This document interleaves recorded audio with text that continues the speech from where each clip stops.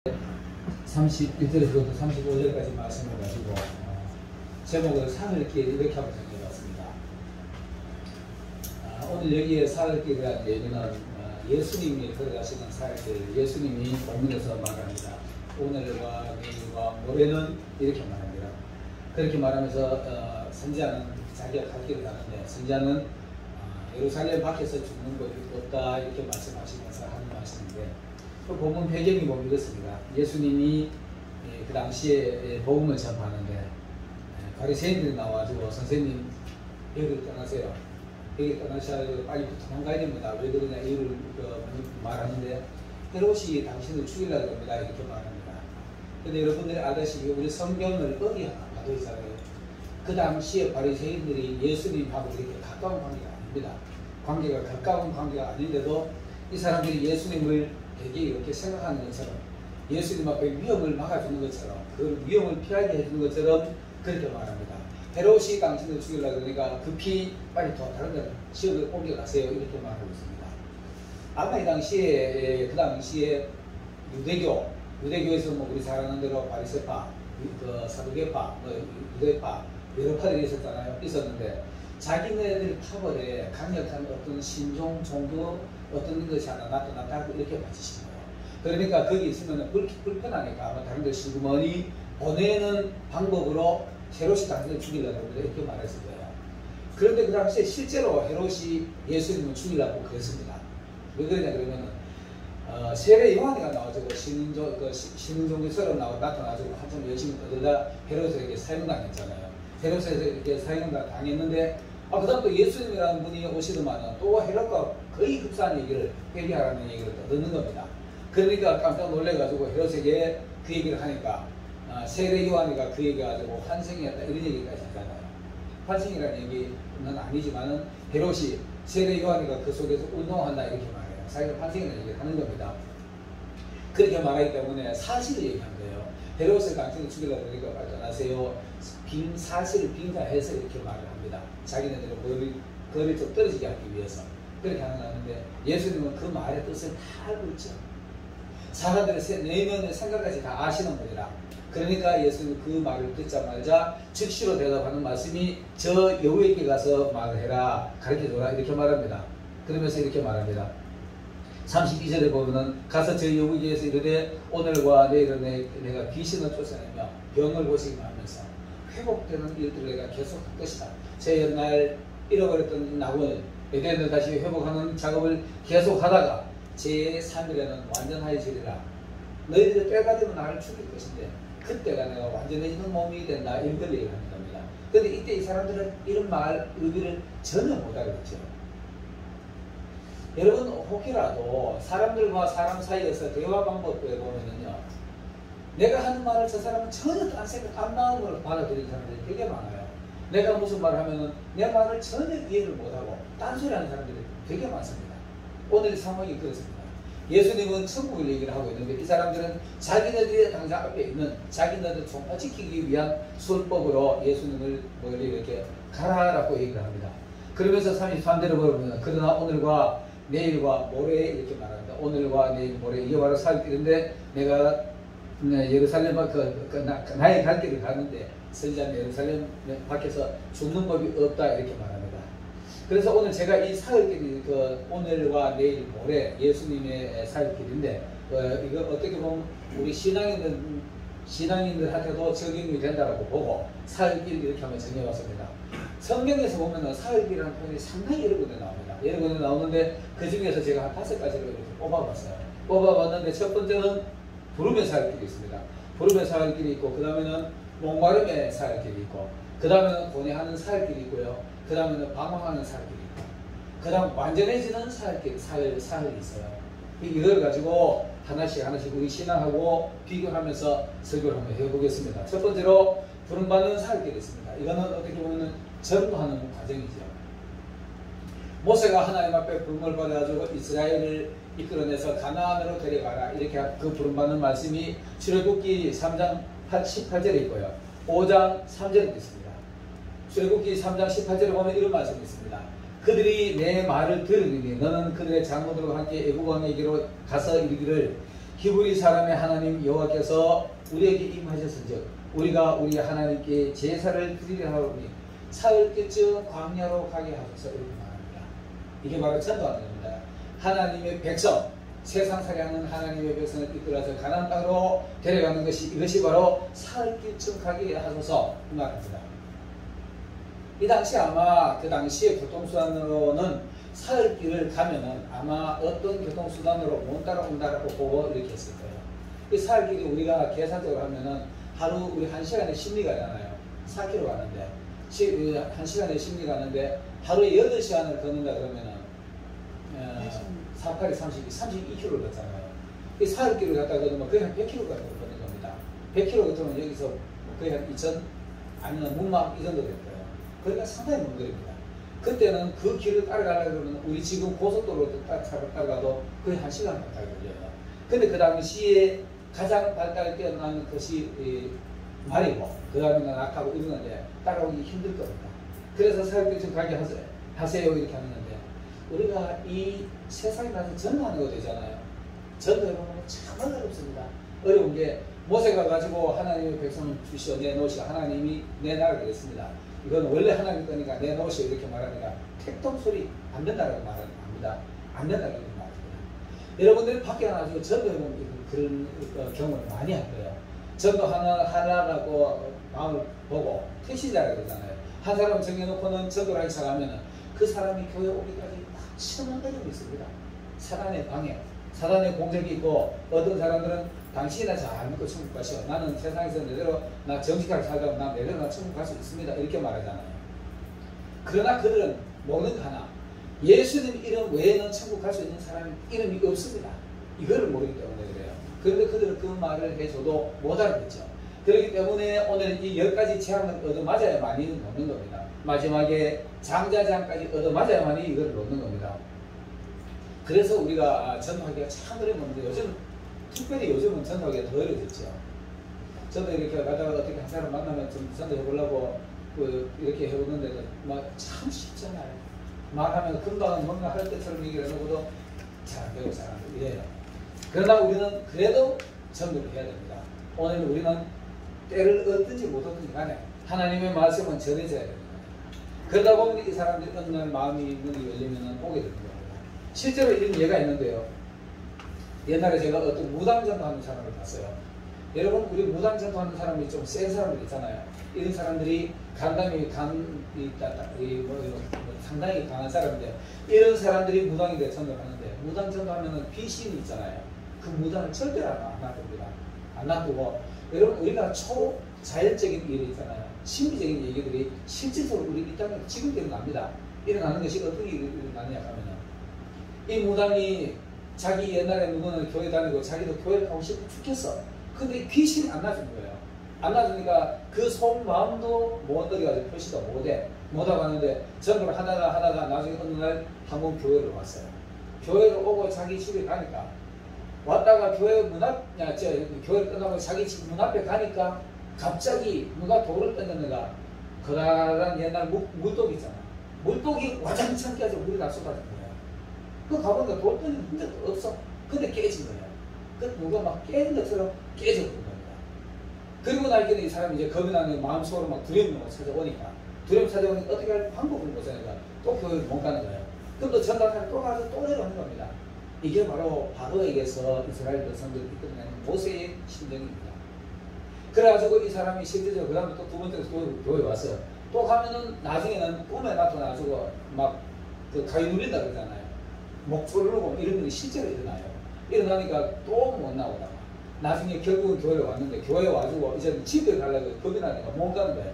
교회에 있으면 마음이 편안한데 집에는 가려고 하면 겁이 나니까. 그래서 어느 날 목사님하고 거기에 그 장로님하고 권사님하고 힘센 사람들이 가지고 가자 냈다 가지고 기도하고 그 무당집에 가면은 이렇게 신전 있잖아요. 조그만하게 이렇게 만들어 놓습니다. 그거랑 마당에 놔두고 불 찔러고 있어요. 불 찔러고 난 뒤에 그날 밤에 난리가 나지. 막 난리가 나고 이랬는데 어쨌든 간에 그래가지고 그이가 교회를 돌아왔어요. 돌아왔는데 그이는 교회 딱 들어오면서 문 앞에 들어오면서부터 울기 시작해요. 얘가 끝날 때까지 울어요. 끝날 때까지 막 어떻게 막 감격이 막 감당이 안 되는 거야. 말만 해도 막 눈물 찔찔 그러고 이렇게 하는 것같습니다. 이게 바로 전도하는 부름의 사역입니다. 자 보세요. 애국 백성이 그 당시에 출애굽할 때는 얼마나 고통을 당했습니까? 매맞고 온통 집도 주지 않고 벽도 꾸고 내려가지고 뭐 해야 될 거 다 해야 되니까 그렇게 두드려 맞아서 할 때 하나님의 영광을 바라보고 하나님의 역사를 보고 애국 바로가 한국하고 손들고 난 뒤에 나올 때 얼마나 감격스러웠겠습니까? 그때는 막 정말로 나오면서 막 행운하면서 영광 영광 할렐루야 이 노래 불렀을 거예요. 그때 그 노래는 어떻겠지만 막 하나님의 찬양을 그렇게 입에서 치유가 떴을 겁니다. 여러분 처음에 교회 와가지고 은혜 받을 때 이런 경험 해보셨죠? 저도 이런 경험 했어요.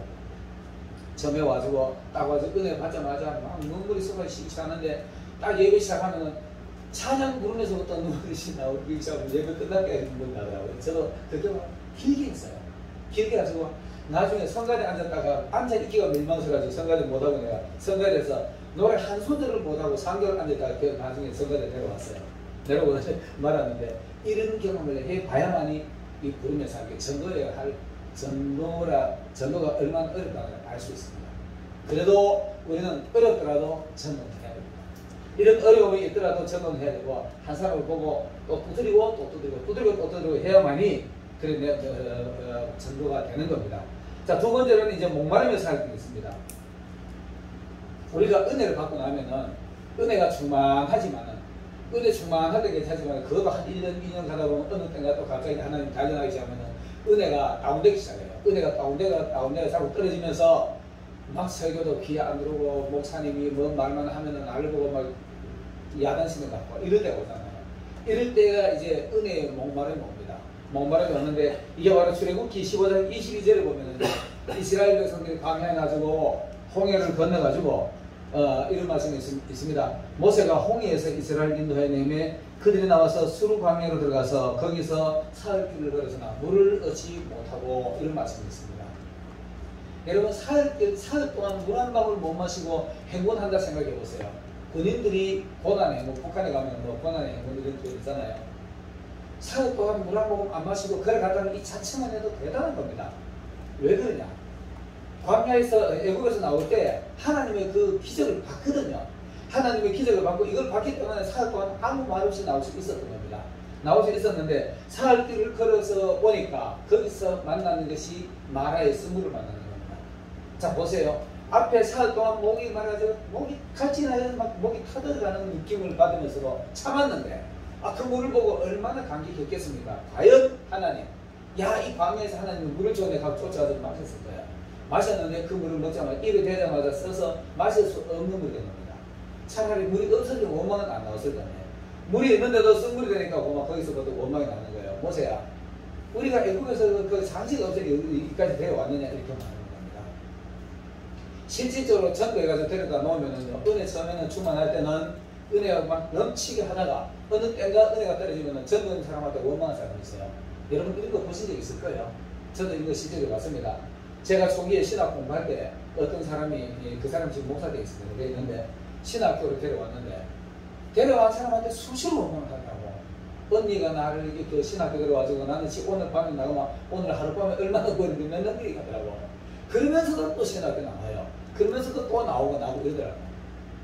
이게 바로 목마름의 사역입니다. 목마름의 사역인데 초신자가 교회에 이렇게 나와가지고요. 은혜 열심히 은혜 받을 때는 최고잖아요.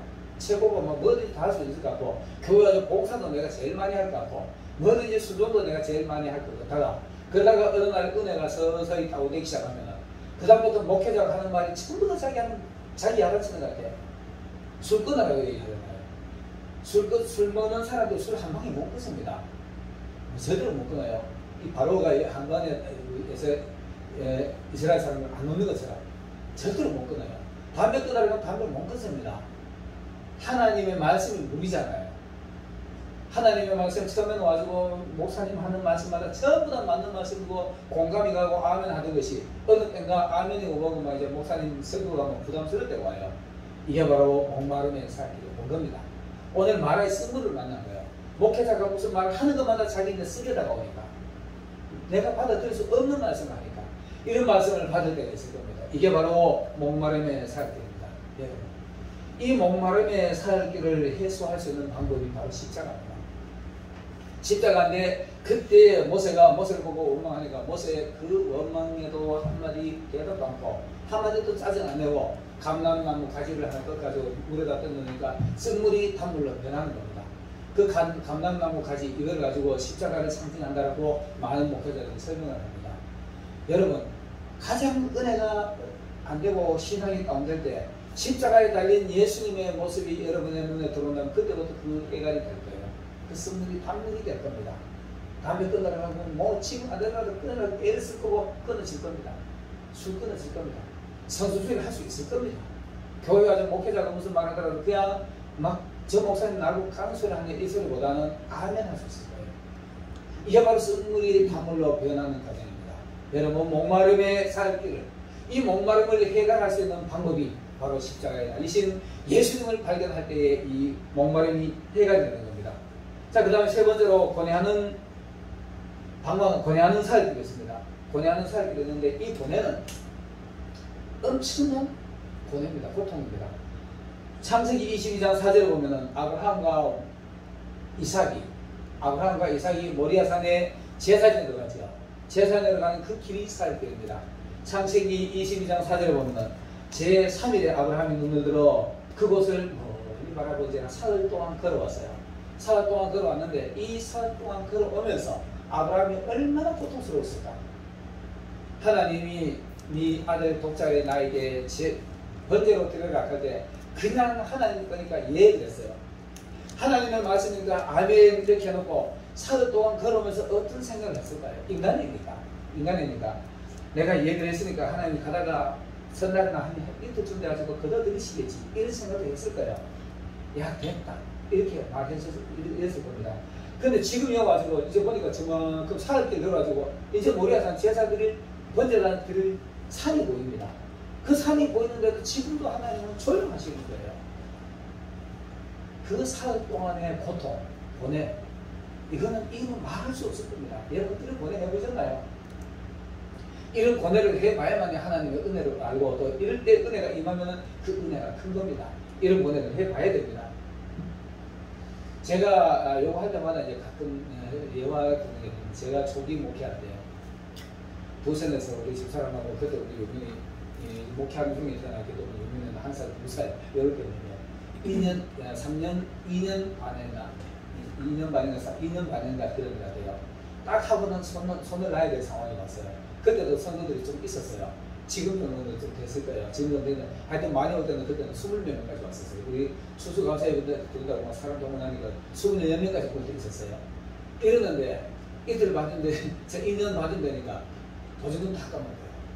월세를 못 내가서 정말 고통스럽습니다.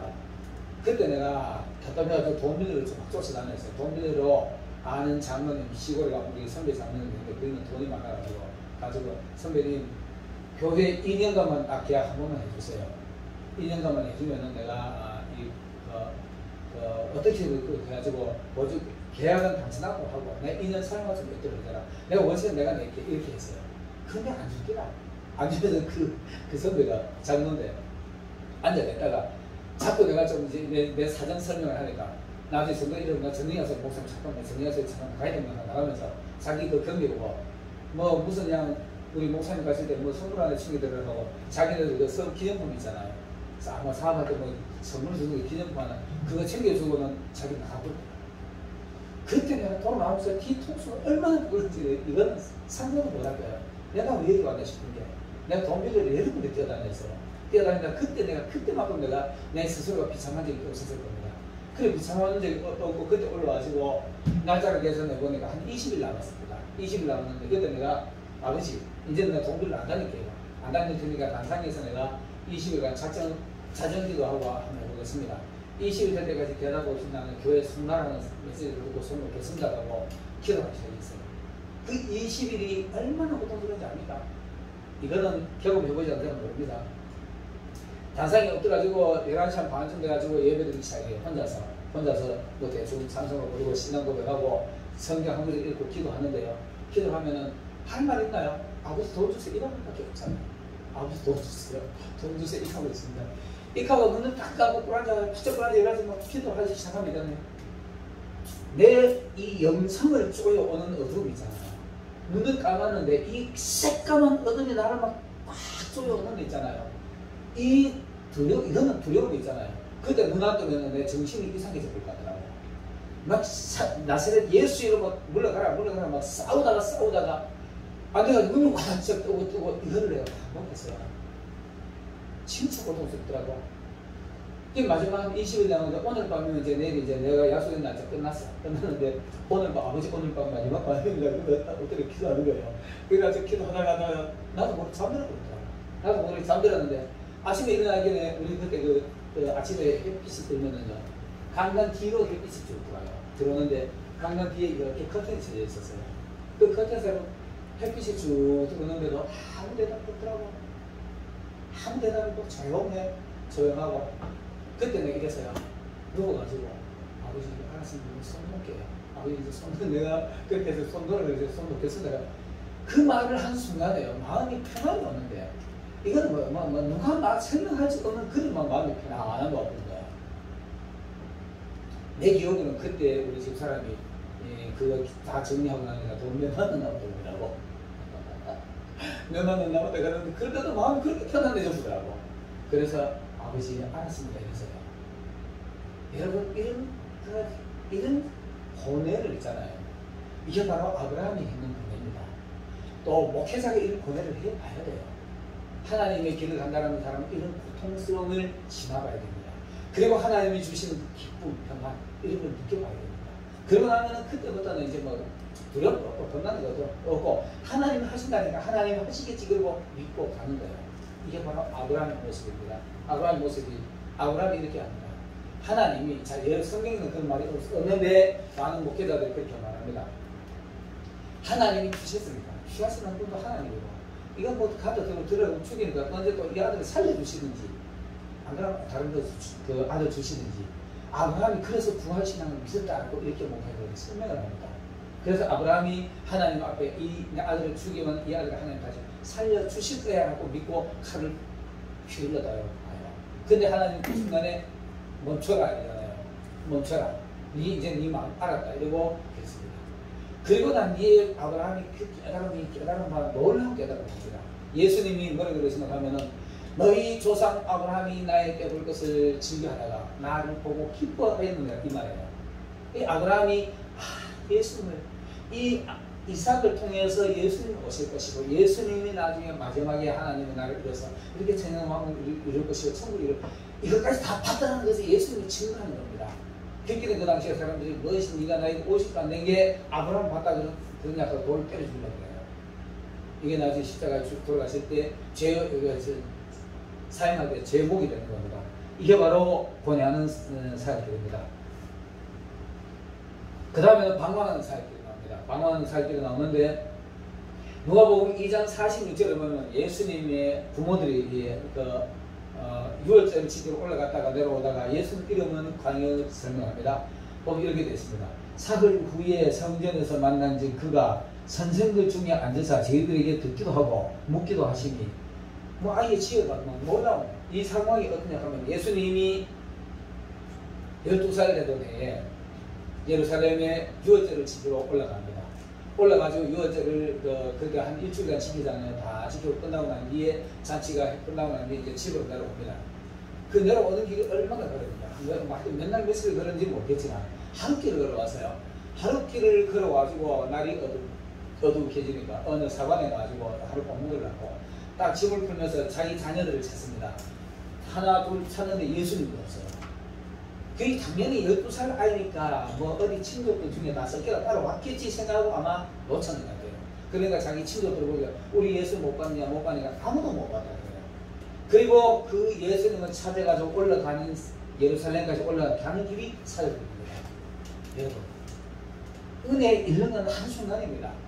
은혜에 이르는 한순간이지만 찾는 것은 사역. 삶이라는 건 완전수라고 얘기하잖아요. 우리 이런 고통, 이런 거 있잖아요. 완전하게 경험을 해야만이 하나님의 은혜 은총을 우리가 경험할 수 있는 겁니다. 느낄 수 있는 겁니다. 이 예수님을 잃어버리고 난 뒤에 아, 예수님을 찾아가서 올라가면서 사흘 동안 찾아가 올라가니까 성전에 계신 겁니다. 여러분, 혹이라도 은혜 잊어먹었더라면, 어제 은혜가 다운됐더라면 성전에 가서 찾으시기 바라겠습니다. 다른 데 가지고 무슨 유명 부흥사사 뛰어서 다니지 말고, 유명 상담가 찾아 뛰어다니지 말고, 유명 은사자 찾아가지고 그 예언받으러 뛰어다니지 말고, 하나님 앞에 엎드려가지고 찾아야 되는 겁니다. 하나님이 집에 가야만이 하나님이 계시고 예수님은 거기 계시는 겁니다. 예루살렘의 아가서 3장에 보면 술람미 여인도 그래요. 자기 신랑이 빨리 안 들어오니까 잔치도 이스라엘 잔치가 7일간입니다. 7일간 하는데 잔치하는 동안에 긴 시간 동안은 너무 지치니까 신부가 하루 종일 손님 맞이하고 이러다가 일찍 먼저 집에, 아마 신랑이 아까우니까 너무 먼저 집에 와서 있어라 이런 것 같은데, 집에 와서 목욕 싹 하고 자라고 누웠는데 얼마나 피곤했는가. 비몽사몽하게 잠이 들어서 딱 잠이 들었는데, 그때 신랑이 와서 문을 두드립니다. 문을 두드리면서, 야 신부야, 내 머리에 밤이슬 내리나, 내 피만 나다 문 좀 내라고 그러는데, 이 여인이 잠에 치여가지고, 아이고 영감님 내가 잠들었는데 뭔 짓을 손발 다 씻었는데 이러고 그 잠이 치가지고 흐렁흐렁 하다 보니까 신랑이 없어졌어요. 그 찾아가 나중에 헤매는 길이 고통스럽습니다. 근데 그 처녀가 나중에 그거를 붙들고 거리에서나 큰 길에서나 거기에 행수나는 예루살렘 길을 다니는 사람이 이렇게 얘기하는 겁니다. 오늘 신앙인들이 얘기하는 겁니다. 신앙인들이 얘기하는 건데, 예언자들 찾아가고 신앙인들 찾아가지고 물어봤는데 아무도 모르는 거예요. 너 신랑 어떻게 생각해? 아마 뭐 그걸 잘생겼다고 얘기했겠죠. 그러나 없어요. 그러면서 거기에서 이렇게 말합니다. 그들을 떠나자 말자 이렇게 말해요. 그들을 떠나자 말자.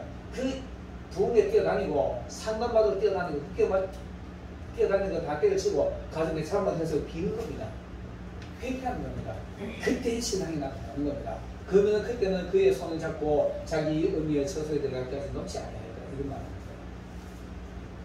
은혜 없으면은 어리저리 은사자 찾아놓으면서 유명 예언가 이런 사람 찾아다니지 마시고 내게 무너지지 않는다. 그리고 잘못 모르더라도 예수님 앞에 엎드려가지고 내 잘못해서 빌면은 예수님이 나타날 수 있는 신랑이 나옵니다.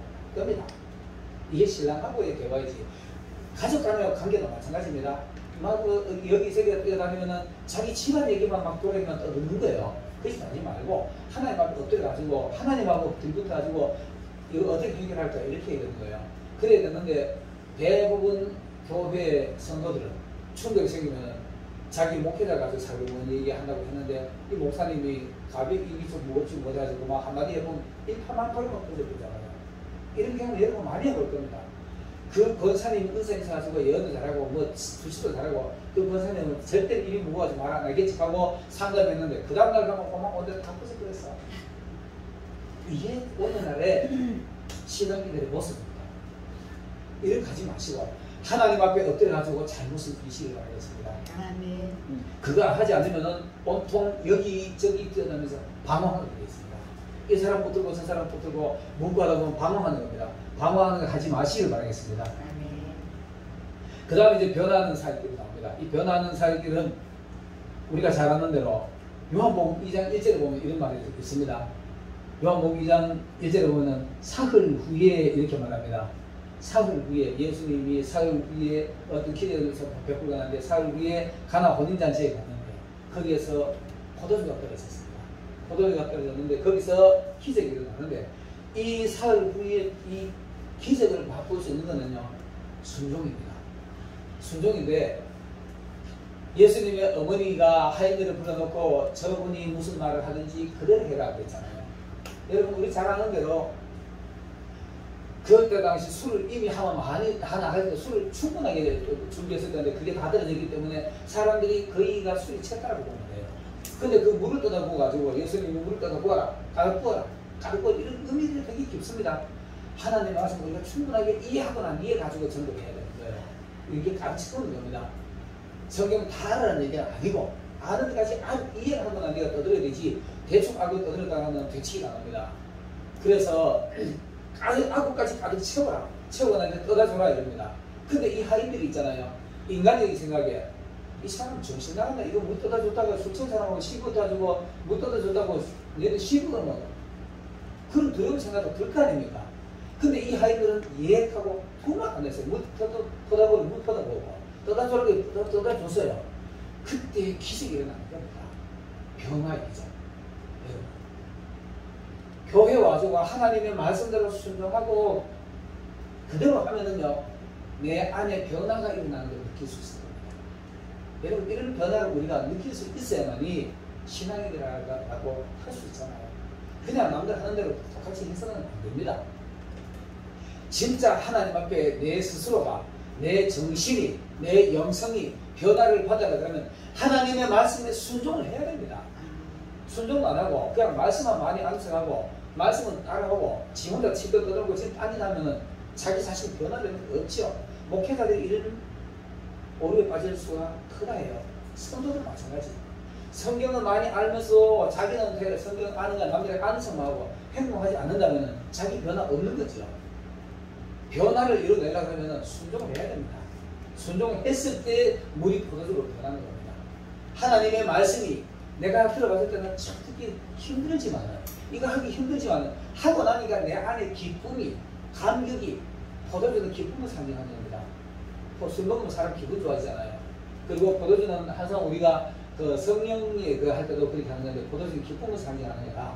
여러분, 내 안에 하나님의 말씀이 그대로 이루어지면 내 안에 기쁨이, 감격이, 세상 술 먹는 거 제일 달아요. 그 감격이 넘쳐날 겁니다. 이런 경험을 하시길 바라겠습니다. 이런 것들이 바로 오늘날의 우리가 사회입니다. 예수님은 있잖아요. 하나님의 뜻을 이루기 위해서, 하나님의 뜻을 이루는 그 기쁨을 위해서 이런 길을 기꺼이 가신 거예요.